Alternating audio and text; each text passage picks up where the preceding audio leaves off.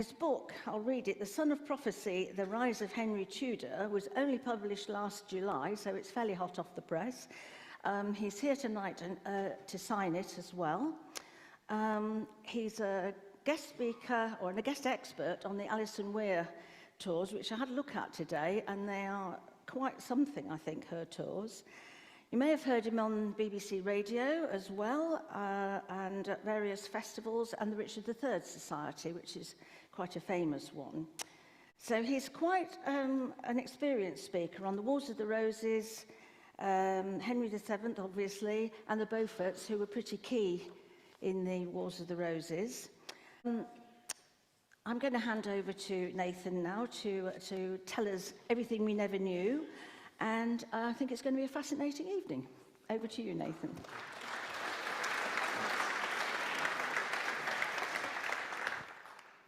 Right, well, hello everyone, and thank you for coming out in what is a very rainy and windswept Richmond today. I took the afternoon off work, thought I'd come and walk around this lovely town. I've been hiding in my van most of the afternoon. But hopefully you are going to enjoy tonight's talk. It is a brand new talk, an exclusive just for everyone in this room. It's about Henry VII, founder of the Tudor dynasty and Richmond Palace. Now, I am going to admit from the outset, I am not an expert on Richmond. I'm sure there's many people in this room who know far more about this town than I do, but I like to think I know something about Henry VII at least. So fingers crossed, this is going to be interesting. Now, the Tudors are an industry, aren't they?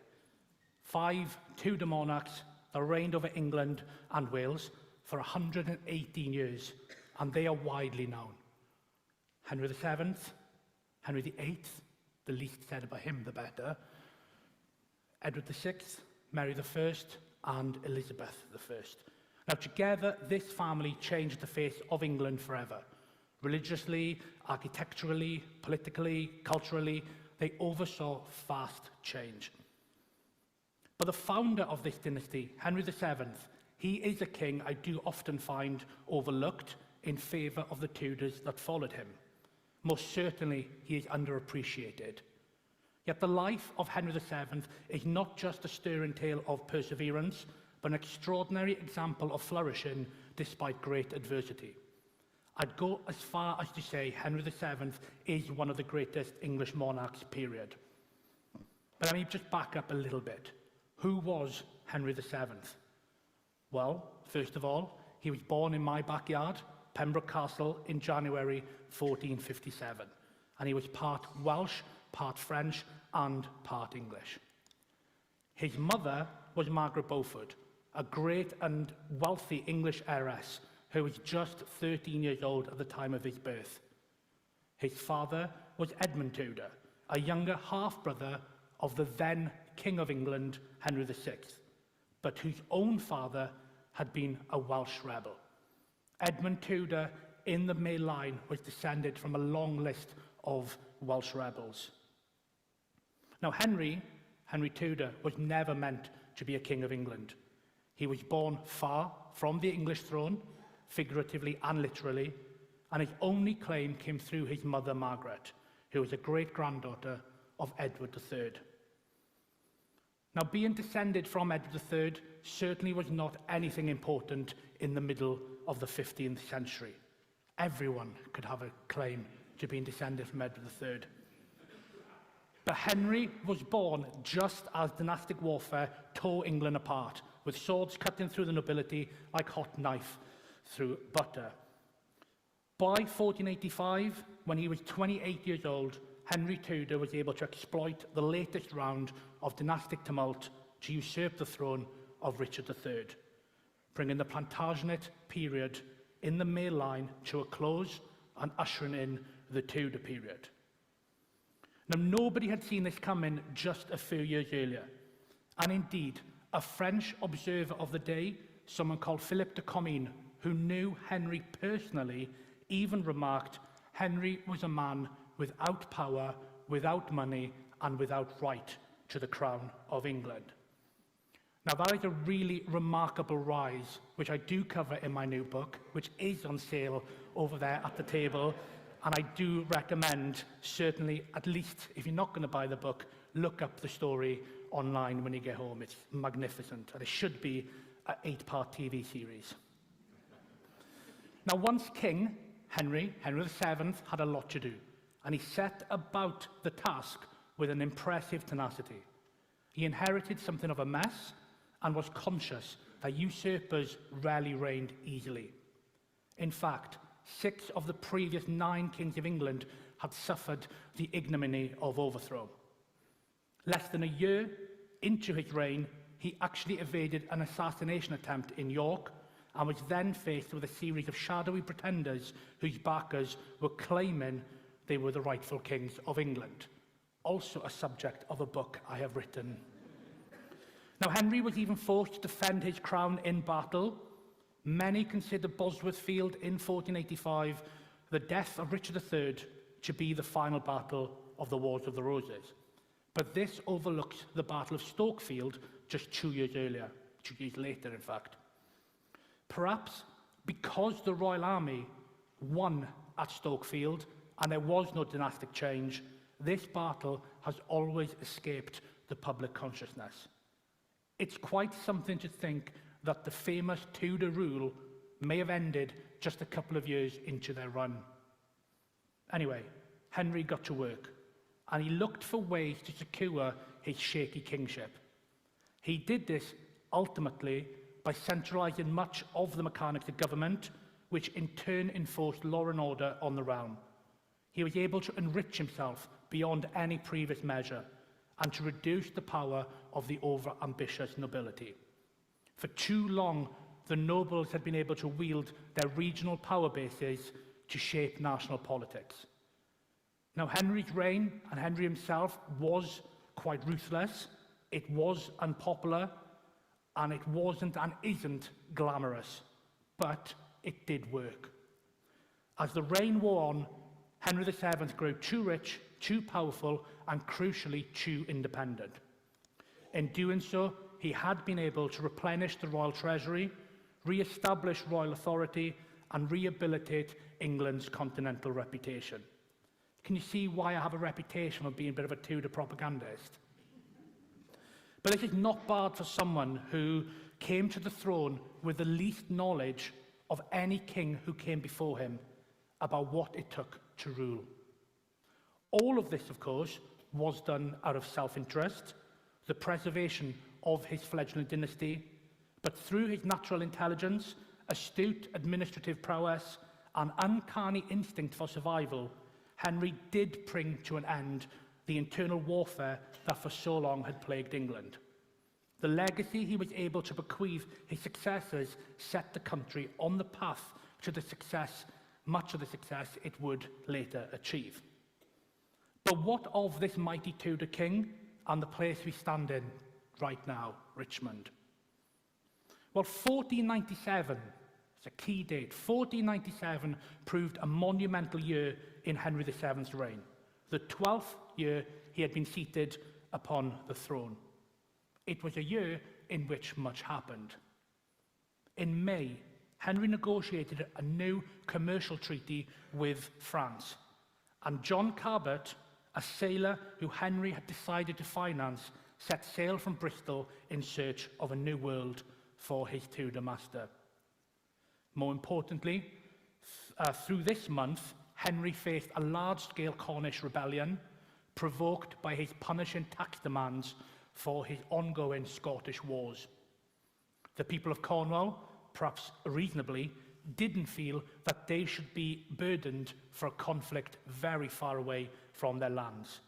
And soon, at the end of May, an army was marching inland on London. By June, the Cornish had reached Blackheath, with London in sight.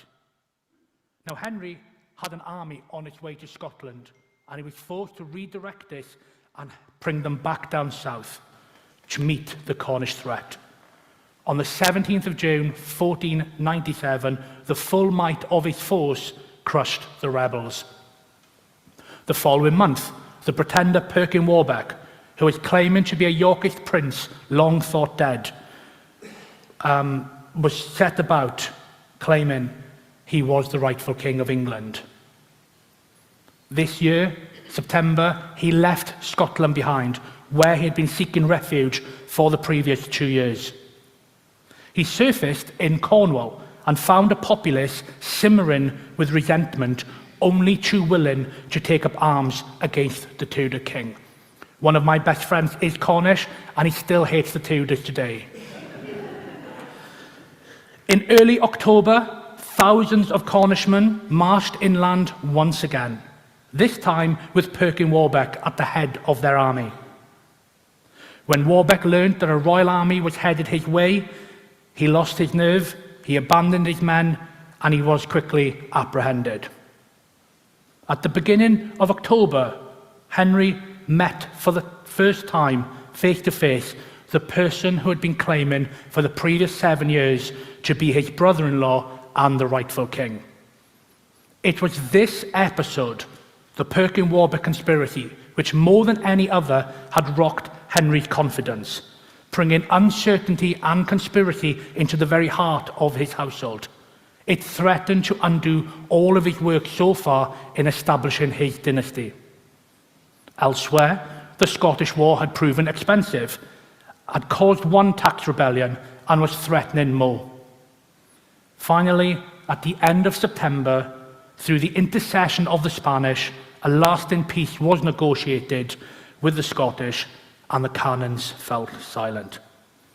Further treaties were negotiated with Spain and the Netherlands, and Henry's son, Prince Arthur, was formally betrothed to the Spanish princess, Catherine of Aragon. So, wars, invasions, explorations, betrothals, conspiracies, treaties. 1497 had been a monumental and a very busy year for Henry VII. We can imagine Henry looking forward to the Christmas festivities of that year, a period in which he could finally unwind and relax, or at least as much as someone of his guarded temperament could.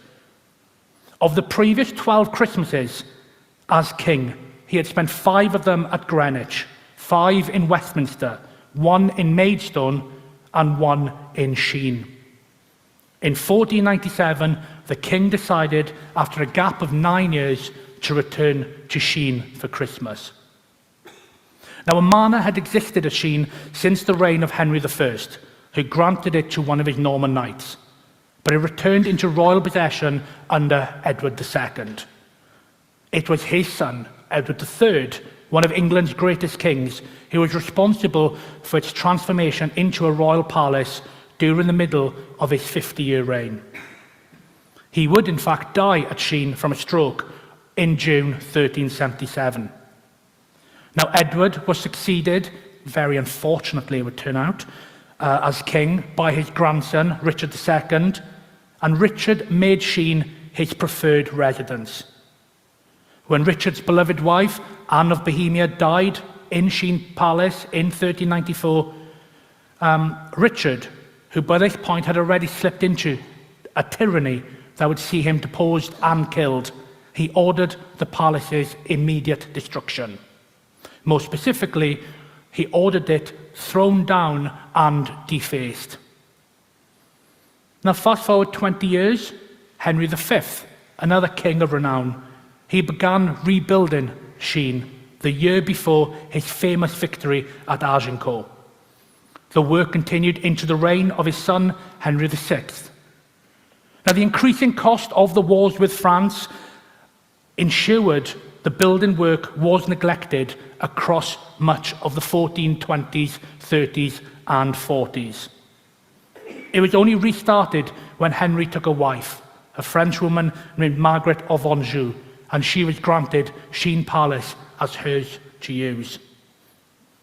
Now, Henry's successor, Edward IV, the first King of York, he would also grant Shene Palace to his wife, Elizabeth Woodville, who would hold it for another 20 years until, in 1487, it was stripped from her by her new son-in-law, Henry VII. Fast forward one more decade, back to 1497, Henry VII is now at Shene Palace, busy putting up his Christmas stocking above the fireplace. Maybe, probably not. Now, Christmas during the 15th century didn't begin in the weeks before the 25th of December, or in my case, because I love Christmas, in the months before the 25th of December. It began on the 25th of December. It continued then for 12 days afterwards. Now, the period immediately before Christmas Day was one of atonement and penance, in which people prepared themselves spiritually. A period of intensive prayer and abstinence, often which included intermittent fasting. This then, the build-up I'm getting to, this is the state of play on the 23rd of December, 1497, when the royal family and their household retired to their chambers for the night. Henry's had a very hard year. He's had a tough month of preparing for Christmas. He's gone to bed. Now, as they neared this end of penance, an Italian ambassador named Raimondi, who was in the court at this time, he reported home to Venice that after a difficult year, Henry's court were positive for the future, and they, quote, "speak of nothing here but of making good cheer." Before the night was through, however, a sound of alarm rang through the corridors of Shene Palace. "Fire," came the cry. Now, perhaps someone had had too much cheer, because flames began to ravage the royal chambers and soon were spreading further. Within 3 hours, the entirety of Shene was reduced to little more than glowing embers, save for 2 towers. Now, for obvious reasons, I do not have a picture of Shene Palace on fire, but many of us will remember and recall the devastating Windsor Castle fire of 1992, rather. Back in 1497, all the king's tapestries, clothes, jewels and plates were lost in the blaze, with the royal family barely fleeing the disaster alive. As they all watched the flames from afar in the bitter winter cold, shock surely began to set in for some of them, particularly, I would imagine, for the children. The future Henry VIII had been forced to flee in panic, and he was just 6 years old at this time. I would imagine, much like what happened at Windsor, that aside from the hundreds of people who were part of the royal household, this roaring event would have drawn onlookers from afar. But this misfortune gave Henry VII opportunity to rebuild this ruined palace, and rebuild it not only grander than before, but also in a manner that projected his fledgling dynasty's magnificence. A status symbol that was explicitly Tudor rather than a remnant of the Plantagenets. Now, this was an expensive but effective tactic designed to enhance his prestige after a year in which some had sought to seriously challenge his authority. It could be somewhere to impress his subjects and stun his visitors. Now, the heart of this new state-of-the-art palace, shown here in a 1558 sketch by Anton van der Wijngaard, was constructed largely in striking white stone and topped with a series of octagonal turrets that rose to the heavens. Each of these turrets was capped with bulbous, eye-catching domes. Now, in keeping with other palaces of the day, these were topped with elaborately decorated weather vanes, probably bearing Henry VII's personal badges like the Welsh Dragon, the Beaufort portcullis, and the Tudor Rose. Next time you're wandering around Westminster Abbey and you are on the side where the Lady Chapel is, the side that faces the Houses of Parliament, look up. They're modern, but they still have Henry VII's weather vanes above the chapel that he built. He almost certainly would have had the same thing above Richmond. The privy lodgings were a rectangular block of 3 stories with 12 rooms on each floor, including the private royal apartments, one for the king, one for the queen, and the state rooms.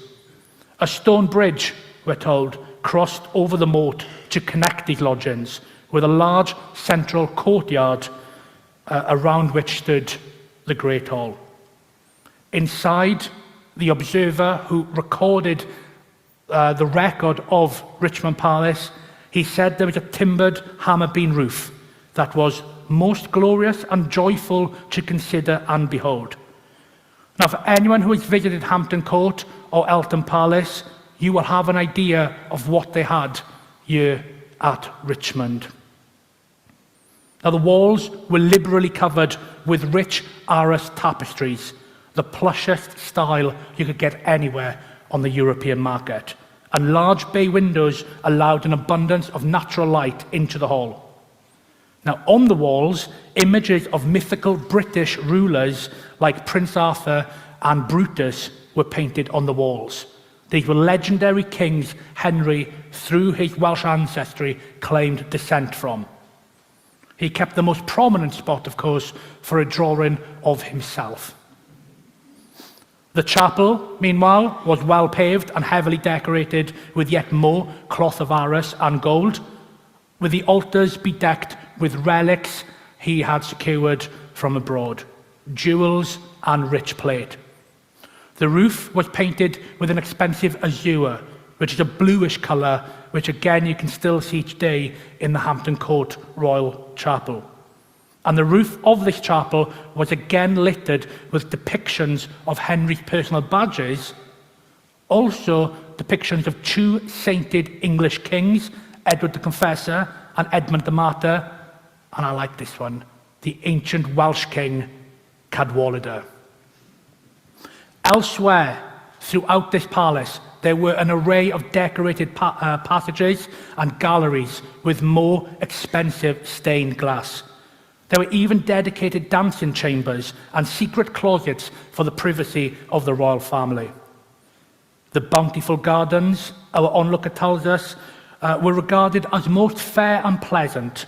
They had orchards and trees producing a range of exotic fruits.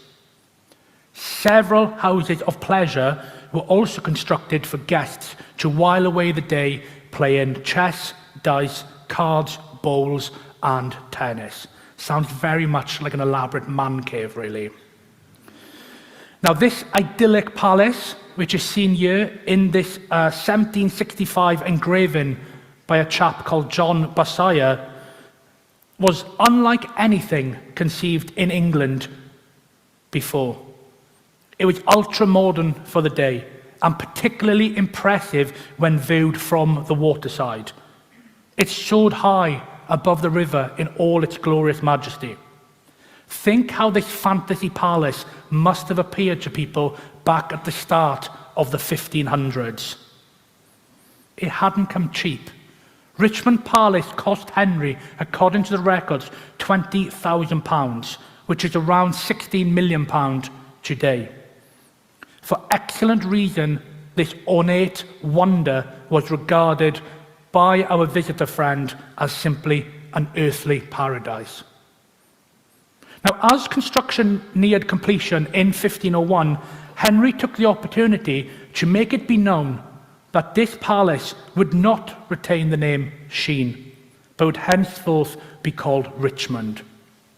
Or as the heralds wrote, the King's Royal Manor of Richmond. The town that gradually began to form around the palace would also take this name, which it of course retains to this very day. So why Richmond? Well, in 1452, Henry's father, the father who he never knew, the father who predeceased him, Edmund Tudor, he had been created the Earl of Richmond.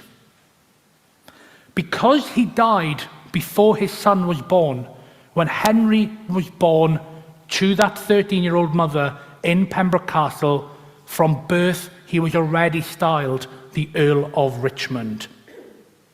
Now, Richmond in this regard related to the ancient honour or lordship that was based in the heart of Yorkshire, a prestigious feudal barony that was first granted and created by William the Conqueror for one of his Norman knights. As was the custom of the day, Henry was widely known from birth as Henry of Richmond, or as he was known during his 14-year French exile before becoming king, Henri de Richmond. This was the name he signed himself until the moment he first laid claim to the English throne and preposterously reinvented himself as Henry Rex. The style Henry Tudor, or Tudor in the correct Welsh pronunciation, was only used by those who sought to mock his background. The Tudors never called themselves the Tudors. Henry was Henry of Richmond. That was the name he used. So what Henry was now attempting to do in 1501 was little short of dynastic architectural propaganda. He had built a visual spectacle, the finest palace in England, grander than anything any English man or woman had ever set eyes upon, at least on their native soil. Here it is again, depicted in a mid-17th century oil painting by a guy called Wenceslaus Haller. Henry wanted this vision associated with his dynasty forevermore, but it does also reveal some significant insecurity and vulnerability on his part. He knew, like everyone knew, that the Tudors had been a nest of rebels that had risen out of Wales and had a tenuous claim to the English throne at best. For similar reasons, Henry would also begin a similar project the following year when construction started anew on the Lady Chapel at Westminster Abbey. This was what he intended, and indeed did become, the Tudor family mausoleum. So Richmond Palace would prove everything Henry VII intended, his central headquarters in many ways, and he made good use of it across the final decade of his life. In 1501, as the finishing touches were being applied, he and his family spent an extended period there, staying through December until the end of January, a rarity to spend that much time in one place during this period. When it came to marking significant family events, Richmond was now invariably used. It was there in 1501 again, the wedding celebration of Prince Arthur and Catherine of Aragon was held, followed by similar rowdy festivities for the betrothal of Princess Margaret to King James IV of Scotland the following year.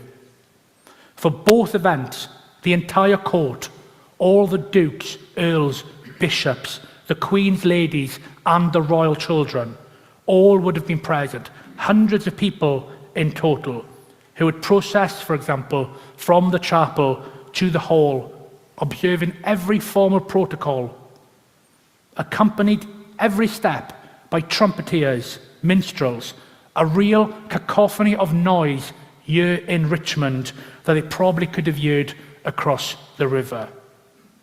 No doubt Henry took great joy in showing off his palace to his nobles and to visiting ambassadors. On the 25th of June, 1503, meanwhile, Henry, at the head of a vast royal parade, he left Richmond with his daughter Margaret at his side.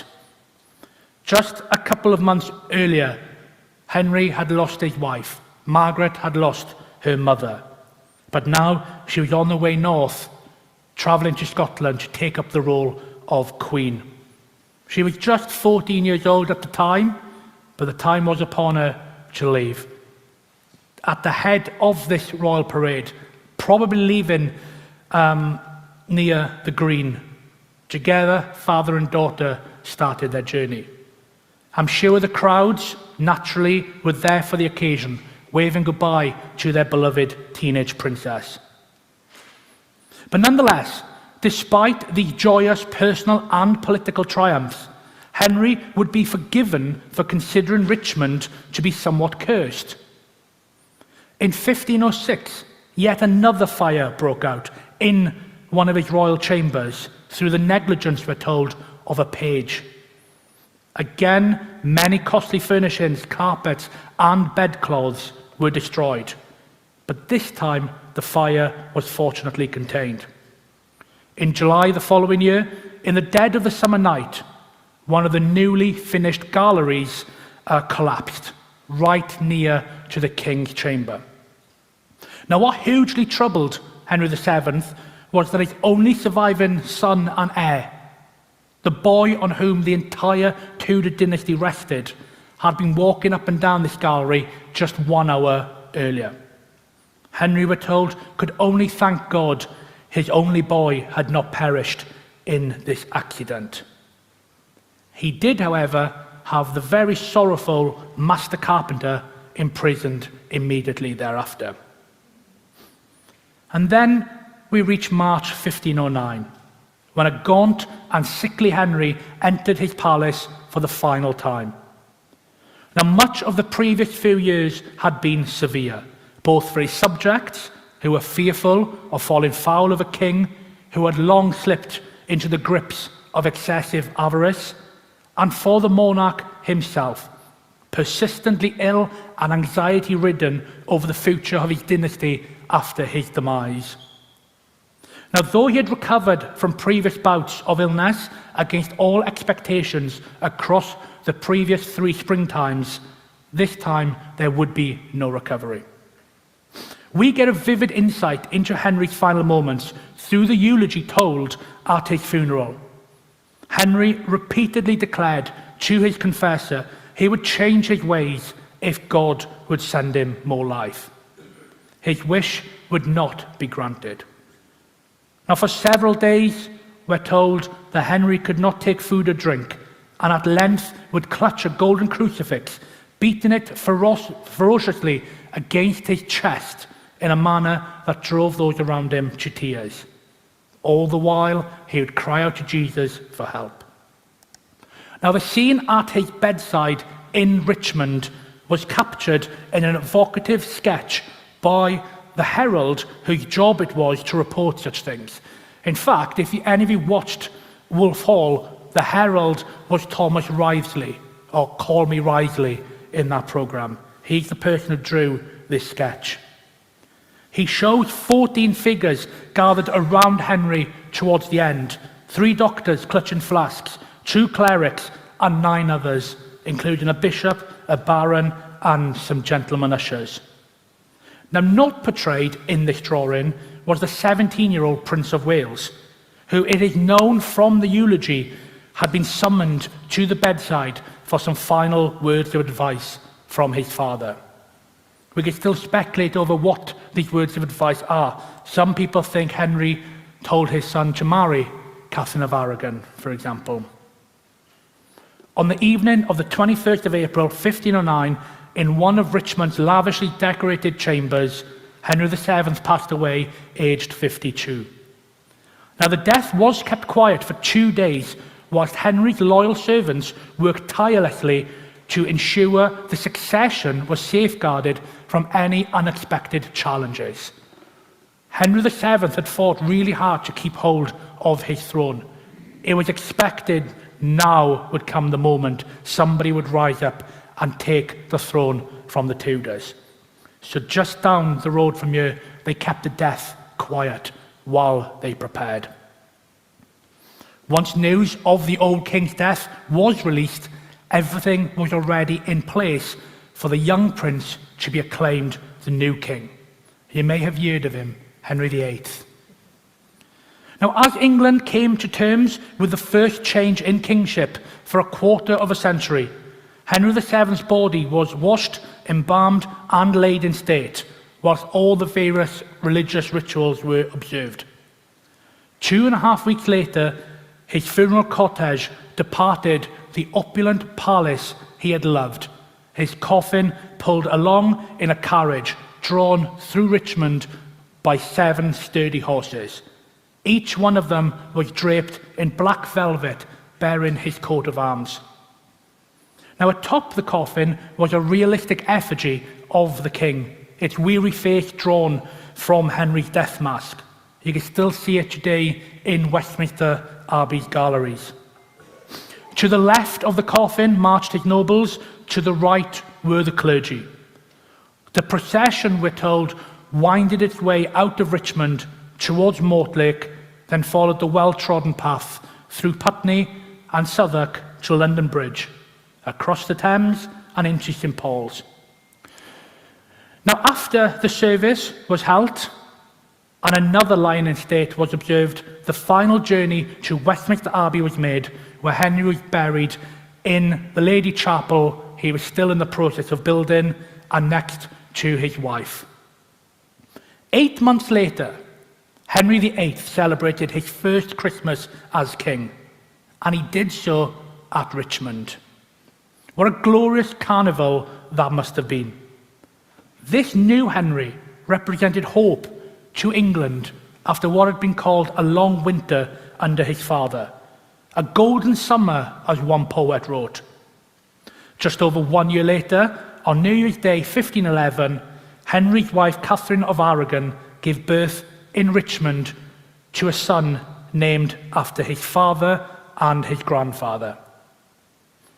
Baby Henry, who in a different timeline could have become Henry IX and saved England from such violent political and religious upheaval had he lived, died in his grandfather's palace just a few weeks later.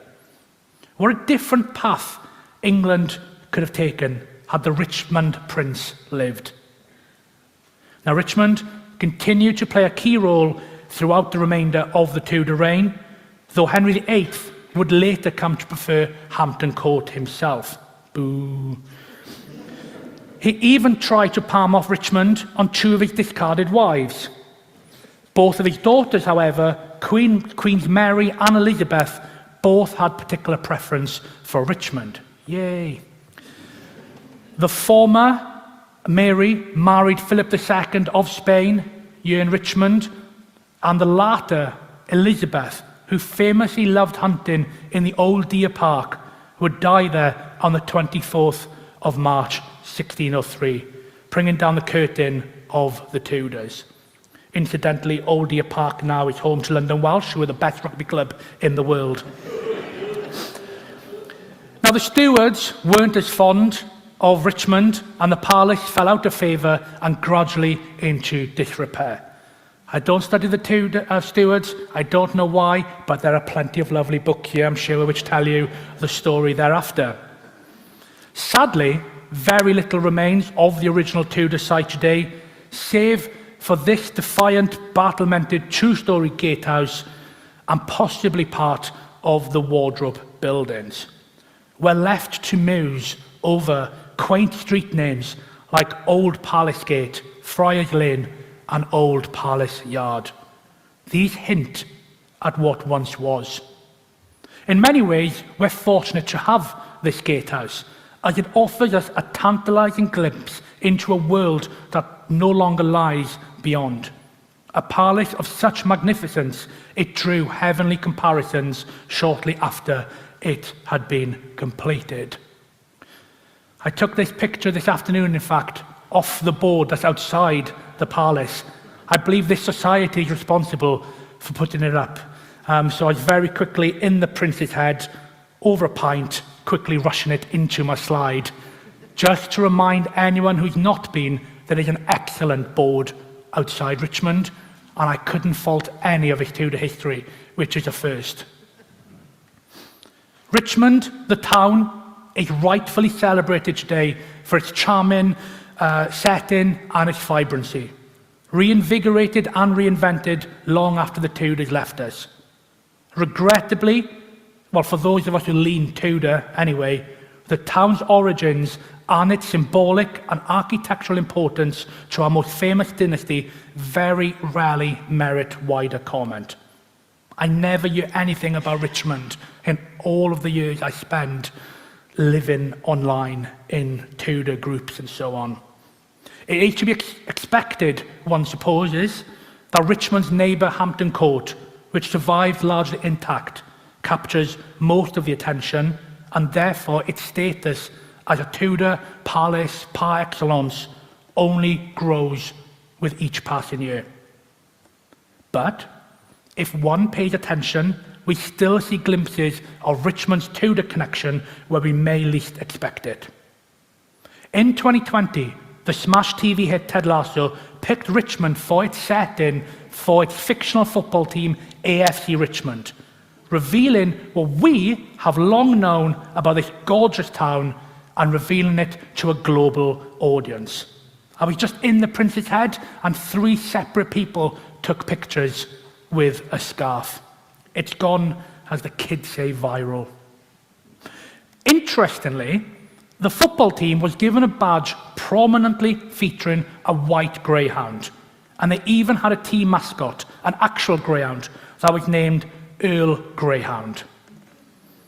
Now, though this is meant to be a play clearly on the words Earl Grey, the tea brand, I can't help but assume the inclusion of the name Earl to begin with stems from knowledge that Richmond owes its very existence to the Earl of Richmond. The producers clearly did their research, for the greyhound was one of Henry VII's heraldic supporters, associated with the earldom of Richmond in Yorkshire, and it was one of the 2 beasts he chose when he became king to hold up his royal coat of arms. Every king of England picked their own supporters, as they are known, and it was a very personal choice. Richard II had 2 hearts, as in the deer, whilst Lancastrian kings preferred antelopes. Edward IV had 2 lions, and Richard III had 2 boars. Now, usually I obsess over this point about Henry VII picking that lovely red dragon of his as one of his supporters. Definitely much more interesting than a white boar. But for the matter of our talk tonight, the other supporter he picked was the white greyhound of Richmond. Now, Henry VII's arms can be found throughout the country, as he took great care, for reasons I've already discussed, to brand his kingdom with his stamp. Churches, palaces, tapestries, even coins all bore his arms. Just off the top of my head, if you're ever out and about visiting places, King's College in Cambridge and the Cathedral Gateway in Canterbury very prominently have Henry VII's arms with the Richmond Greyhound. When we erected a statue of him in his birthplace of Pembroke in 2017, we made sure to depict him with a greyhound next to him. I think a dragon would have been weird, to be fair, but we put the greyhound next to him. And of course, here in Richmond, we can see his arms to this very day, restored and front and centre upon the gatehouse which once led to his palace. I expect he would give a very slight smirk to see his greyhound badge and the town he founded feature on worldwide global TV. We may not have the palace anymore here in Richmond, but how is that for projecting Tudor magnificence globally? Thank you.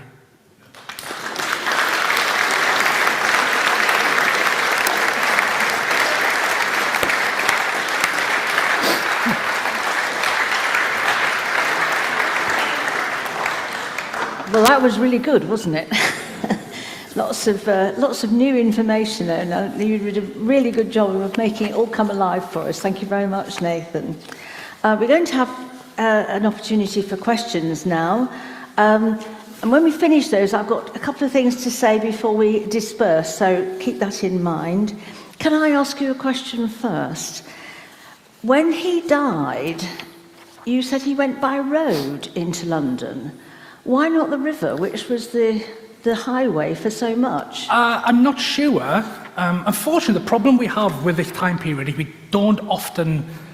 They give us the facts only. They don't give us the reasons. And that's very difficult sometimes. It does allow us to input our own thoughts, but we could be way off. Generally speaking, I know this from Henry VII's itinerary, that he would land at Mortlake when he used to come to Richmond and then continue that journey overland for whatever it is, a mile or two. with regards to the funeral cortege, it very specifically makes a reference that he goes by land to Southwark, to London Bridge. I can only assume they wanted to show him off to as many people. I mean, there wasn't really many people living in this neck of the woods back then, but that's the only reason I can think of. It was part of the ritual to give him his ceremonial entrance into London, and I'm sure they didn't want to drop the coffin in the river. That would have been a bit... Maybe that is the real reason. Not very regal. Yeah. No. Okay, so questions. Who would like to kick us off? Lady over here, Simon? Yes? You said that the palace was white, but it's what's left is red. Was that rendered with something or painted or? No, it was. This is the best picture because this is an excellent society. Essentially, this part, the walls, the gatehouse, this side of the palace was red brick. Again, I can't tell the exact reasons. It possibly would have been a cost issue. And also, this is kind of just the way in. It's not the impressive entrance. The riverside, where it was white stone, this is, well, facing the river. And for most people, they would have had their wharf. So I presume this is the showy bit. This is very much the household and the back end part of it. And maybe just ran out of money. But this is an excellent picture. I wish I'd had this all along. Okay. Lady down here, please. I must have missed something, because I don't know why you called him son of prophecy. Right, okay. Yeah, I didn't... that's not mentioned in today's talk, but essentially, how can I put this in a simple way without saying, buy my book? In Wales, during the medieval period, there was significant Welsh poetry, prophetic poetry, that always said there was going to be a messianic figure who would one day rise up and rescue the Welsh from the servitude they had long fallen in. And during Welsh history, during the early medieval period, various leaders have been given that title. Llywelyn ap Griffith, Owain Glyndwr, Welsh leaders who were given the title Son of Prophecy, or Mab Darogan in Welsh, and they were being beheld as being King Arthur's successor, who would drive the Saxon or the English back into the sea. Now, when Henry Tudor started becoming prominent as a young man, he was given the title Son of Prophecy by the Welsh bards, and they were constantly championing him to go on, become king, because the prophecies always stated that a Welsh king would be crowned in London and then drive the Saxons back into the sea. So Henry Tudor does become crowned king in London. Obviously, he doesn't look to end this weird race war that a few bards in some backwater village in Wales wanted him to do so. But because he had done so, because he had become king, whereas previous Welsh leaders had not, they viewed him within Wales as being the Messiah. And what he then set to do, and what later happened under the Tudors, was they started to unpick a little bit some of those laws that had long been inflicted upon them throughout the medieval period. So the bards wanted this race war to conclude. What the Tudors actually do is they get rid of they're called the penal laws, and they give the Welsh equality with the English for the first time since they were conquered 300 years earlier. And that is the reason why, of all the rebellions we have during the Tudor period, 118 years, every part of England rose up in revolt against one or more of the Tudors throughout the 118 years. The only part that was fully placated and never rebelled was Wales. And bear in mind, we had given English some hassle for the previous 400 years, because they believed he was the son of prophecy. They believed he had finally come. I think the poets say things like, the man who set us free, Jesus has sent us this man to liberate us. And it also makes a really, really cool book title. Okay. Thank you. There's a question over here. While you're taking the mic over to the far side of the room, if you're listening on Zoom or watching on Zoom, if you have a question, do plug it in there, and we'll ask Judy if she can relay your questions to us.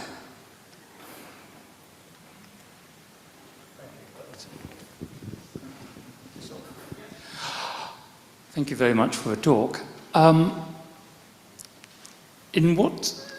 To what extent did he owe his rise to his mother, Lady Margaret? Significant, perhaps very significant in that she was the woman who started opening the dialogue with the Woodville faction. So very simply, Richard III becomes king, rightly or wrongly, whatever the merits of that, he becomes king, and he splits his house in half. Half of the House of York support him, half of the House of York, we'll call them the Woodvilles, they do not support him. Margaret now reaches out to the Woodville faction by reaching out to Elizabeth Woodville, the Yorkist queen, the mother of the missing princess in the Tower. So she starts that dialogue, and she starts that conniving by saying, why don't our two sides start to come together? Now, she brings in another rebel at this time, which is the Duke of Buckingham. That is her cousin and her nephew by marriage. And she, again, is using those channels of communication to get somebody else drawn in to this anti-Richard crusade. So certainly very significant in doing that, because if she doesn't start opening up those channels of communication, then of course there is no plot for Henry to ultimately join. What I would be very careful of saying is, some people write fiction books that sell millions of copies, and they have helped spread this myth, conjured out of sheer imagination, that Margaret Beaufort always had this lifelong ambition that her boy would one day wear a crown. As I've briefly alluded to tonight, before Richard III ever becomes king, no one in their right mind, apart from the Welsh bards, would ever consider Henry Tudor a potential king of England. It's simply not on the cards whatsoever until Richard III becomes king, and now there is a group of rebels who are just finding somebody, anybody, who can be their vehicle for their vengeance. There's actually no evidence of Henry Tudor being named as a potential king of England until November 1483, by which point Buckingham has rebelled and been killed. So Margaret Beaufort, very significant, but she's not this weird, fanatic, lifelong witch that she's being portrayed by certain very well-selling authors, which then become TV shows, which then become a fact. And now I'm ranting. I've gone from having a good time to I'm raging now. The answer is very significant. That's the answer. Thank you. Question down here.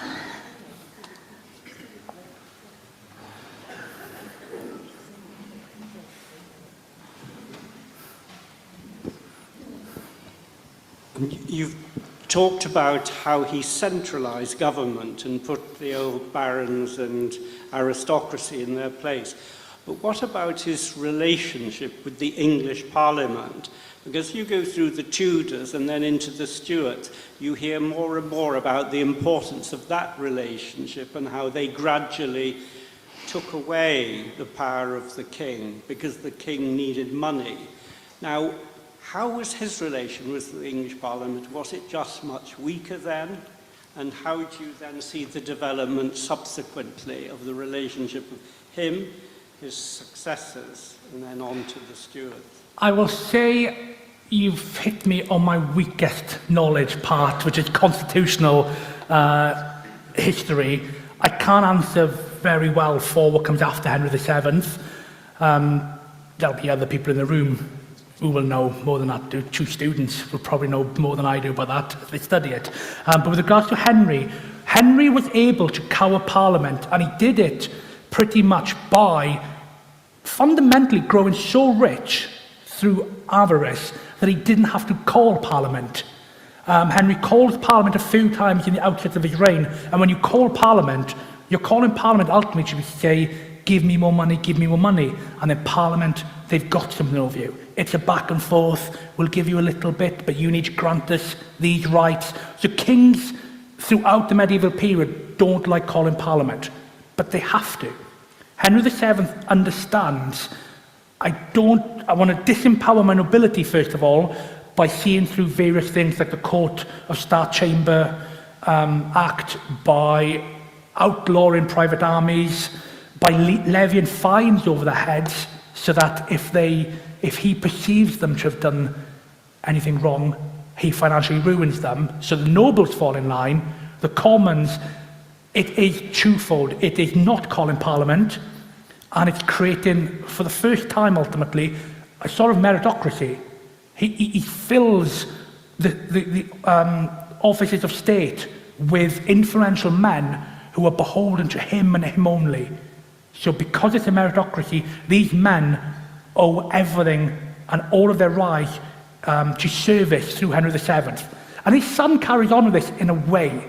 His son muddies the waters a little bit in that he does have these servants, like I'm thinking of Wolsey, Cromwell, men like that, but he also brings back the nobility and the Howards, and he re-empowers them because Henry VIII spent all of his dad's money pretty much as soon as he becomes king. His father left him this incredible treasury and said, you've got everything. 17 years old, go. You don't need to be beholden to anyone. And the first thing the idiot does is he invades France, spends all the money, and is now back beholden to the great nobles of the land and the commons and the parliament. Obviously, Henry VIII, his reign is a whole different thing whatsoever. But that's ultimate. Henry VIII, he grows independent of everybody. Don't call Parliament. But that in itself is viewed as tyranny in his last 10 years. He called one Parliament in his last 10 years, and that is no longer giving people the voice that they want. It would have been interesting to see if he had survived past 1509, how long would it have been until he finally did get toppled, or certainly for his son to try and take over the throne, because that's kind of what happened with the rise of Henry V and his father Henry IV. They had a similar dynamic towards the end as well. But history unfolded as it did, I guess. That's a long way of saying I don't know the answer. So from an entity I've got some good news. to a rich king, basically. So, Judy. Sorry, I've got some good news for you. Apparently, Vicky at the Museum of Richmond has a picture of a wooden cut of Shene on fire. And if you'd like to have it, she can send you details. Yes, please. But I'll have to come back and redo the entire talk. Well, I think we've run out of time for our questions, unfortunately. But it's been a fascinating subject, so close to home, and you did a great job of bringing it right up to date with Ted Lasso, which I binge-watched over Christmas to see all the Richmond scenes myself. So thank you very much indeed, Nathen. It's been great. And this is our thank you to you, and our thank you to you from the whole audience as well. Thank you, cheers. So thank you very much. You.